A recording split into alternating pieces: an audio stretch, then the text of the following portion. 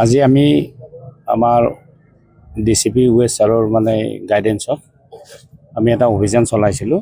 এই অভিযানটোত প্ৰথমতে আমি 3জন ব্যক্তিক কৰায়ত্ব কৰিছিলোঁ। তাৰপিছত 4খন গাড়ী আমি চাৰ্জ কৰিছিলোঁ। তাৰ ভিতৰত এখন গাড়ীত মানে আমি বহুত জালি নোট আমি উদ্ধাৰ কৰা হৈছে।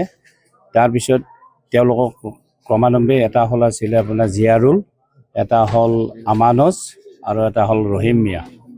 ৰহিম মিয়াটোৰ ঘৰ হ'ল আপোনাৰ কোচবিহাৰ, জিয়াৰুলৰ ঘৰ হ'ল গৈ মানে এই কটাবাৰী গড়চুক, আৰু আমানজৰ ঘৰ হ'ল বৰপেটাত।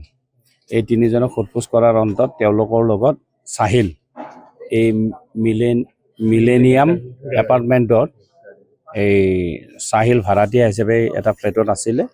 তেওঁৰ ঘৰটো চাৰ্জ কৰা হয়। ঘৰৰ গৰাকী আহি দুৱাৰ খুলি দিয়ে। তাৰপিছত আমি চাৰ্জ কৰাৰ পিছত তেওঁৰ কোঠাত আমি জালি নোট প্ৰস্তুত কৰা বহুত সামগ্ৰী, লেপটপ, কাটাৰ মেচিন, প্ৰিণ্টিং মেচিন 3টা, টোটেল ঘৰৰ ভিতৰত জালি নোটো পোৱা হ'ল।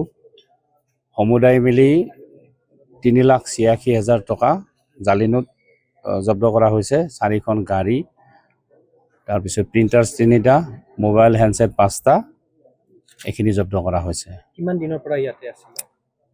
এইটো বেছি দিন হোৱা নাই, এইটো তদন্তত ওলাব কিমান দিনৰ পৰা আছিলে। এইখিনি আমি অধিক সোধপোছত পাই যাম।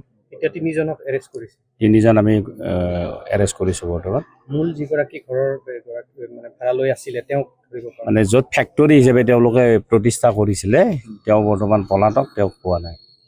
ক'ত কেনেধৰণে লিংক আছে এইটো, যিহেতু ডাঙৰ এটা নেক্সাছ আমি চাহিলক কৰায়ত্ব কৰিব পাৰিলে গোটেই বস্তুখিনি পোহৰলৈ আহিব, আৰু সেইখিনি আমি উদ্ধাৰ কৰিম, তদন্তত আনিম, বা ইয়াৰ লগত জড়িত সকলোখিনিকে আমি কৰায়ত্ব কৰিবলৈ চেষ্টা কৰিম।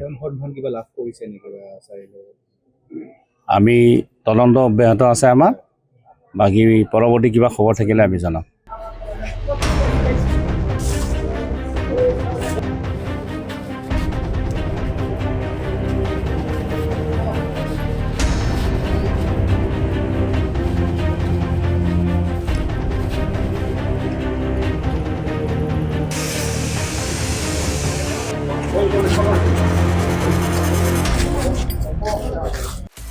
আপুনি বিচৰা বাতৰি পাব কেৱল নিউজ 18 এপত।